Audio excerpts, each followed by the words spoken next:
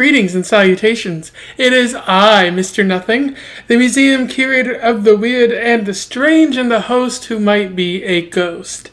Welcome back to Around the Weird, a booktube channel where I talk about all the unusual and out of the ordinary literature that I have found in my travels throughout various cities.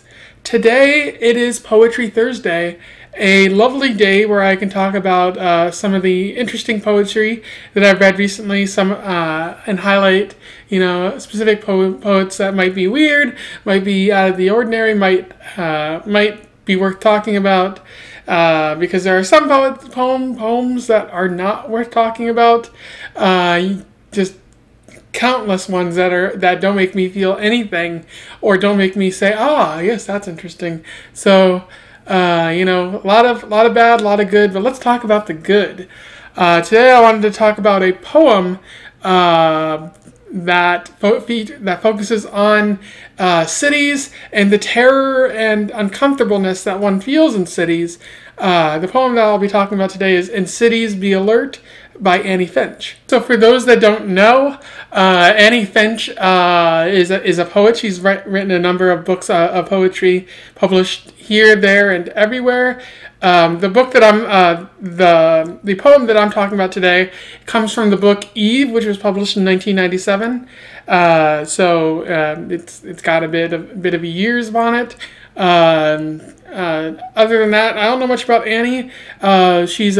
She seems to have a feminist philosophy to her work. One of her book was called Eve, after all, which you would think is more about the biblical character rather than the period of time. Although I should probably have looked into that more to know for sure. And she's talked about the Me Too movement, even going so far as to name names, I think, and highlight how women haven't had it too well in literary circles, dealing with sexual abuse among other things. I think she has a job in Maine where she's teaching or in charge of an MFA program, so that's pretty cool. Got something, a bit of power there, which is always nice.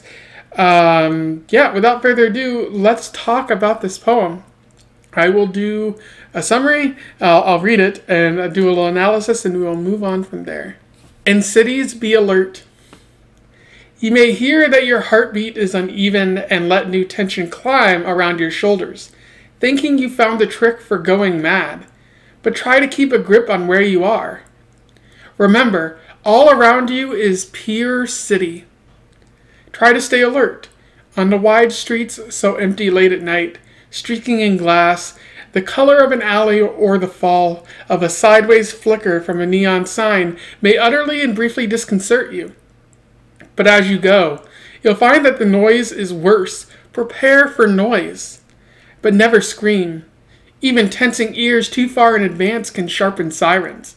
And as for horns, when you're back to your normal rhythm after such encounters, just try to stay alert.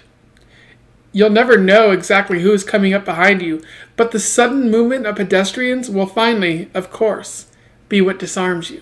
And so that was In Cities, Be Alert by Annie Finch. A pretty interesting poem that I think gets at the uncomfortableness that one might feel with being in a city, especially when you're not from that city, because you hear all the time that people who in cities have a hard time adapting to the noiselessness outside of the city, and vice versa. The people from rural areas are a bit uncomfortable with all the noises and sirens and bright lights that infest the city. As someone from rural Iowa, I'm familiar with that feeling where, as she says, remember, all around you is pure city. Try to stay alert. On the wide streets so empty late at night, streaking in glass the color of an alley, or the fall of a sideways flicker from a neon sign may utterly and briefly disconcert you. And so, when I was in a city, I felt a little bit like that. The streets are empty, but you can still hear sirens. You can still hear a lot of noise. There's neon signs that are flickering, which kind of betrayed the empty streets. You'd see, everything's so bright. Clearly, there must be people here. But people sleep in the city just as they do in the in the rural areas. I've been to Seattle, New Orleans, Chicago, and those cities are just very loud, kind of obnoxious, hard to adjust to when you're from rural Iowa. So I think I understand what she's getting at there. It's a bewildering feeling that makes it hard to adjust. But even though you may want to scream, like Annie Finch here advises you not to do that. She says, prepare for noise, but never scream. Even tensing ears too far in advance can sharpen sirens. Which I think is interesting. I think what she's saying there is that, even though there's a lot of loud noises, and something that doesn't sound normal or something that is raising an alarm about danger, people will still pay attention to that, and like that can get the authorities' attention. Any number of authorities, like even tensing ears too far in advance can sharpen sirens. Like the police are going to be called, and if you're just screaming about the loud noises, the cops will be like, "What are you doing? That's weird." So I think it's every city still adapts to what it has going on for it, and like even with loud noises, there's still like people still know when to call the police, when to call the authorities and whatnot. But ultimately, people are social animals, and so even though we're in a bewildering place, like I think the poem is highlighting how the presence of other people can make us feel normal again, or close to normal.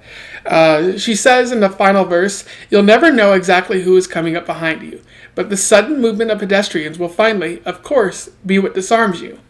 So you're going to be alert, as she wants you to be throughout this entire city. But the presence of other people will let you put your guard down, and maybe you'll grow adjusted to this city as best as you can. Which I think is a more hopeful note for this poem, unless I'm completely reading it wrong. If you have a different interpretation of that, feel free to comment below. The last thing I want to say is that with this poem, there is a meaning that maybe I didn't latch onto before, but on subsequent read-throughs I'm starting to get at.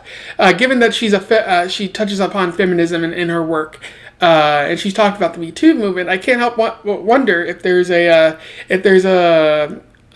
touch upon if she touches upon like the narrator is possibly female and warning other ladies about the city and how it can be a dangerous place for women, because she talks about alleyways and like loud noises and being aware of other pedestrians.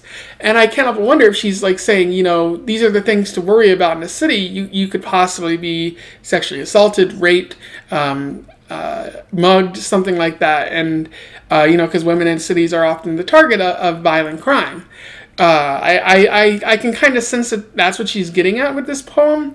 Like maybe that's there, but and there's evidence from her career to support that. But nothing especially stands out and says this is exactly what it is. Maybe it's a mixture of both, a warning about loud city noises and also a warning about the encounters you might find in the city if you're not alert. So that was In Cities Be Alert by Annie Finch, a good poem. A lot of fun to read, especially if you are one of those people who aren't used to the city and are from rural areas. I'll be sure to put a link to it in the description so that you can find it and read it. And then comment below. Let me know what you thought. What do you think of the review? If I was spot on, or if you have a different take, I would love to hear from you and have a discussion there. Don't forget to like, share, and subscribe so that we can get Poetry Thursday out to the masses. And also follow me on Twitter @AroundTheWeird if you are interested in more Poetry Thursday.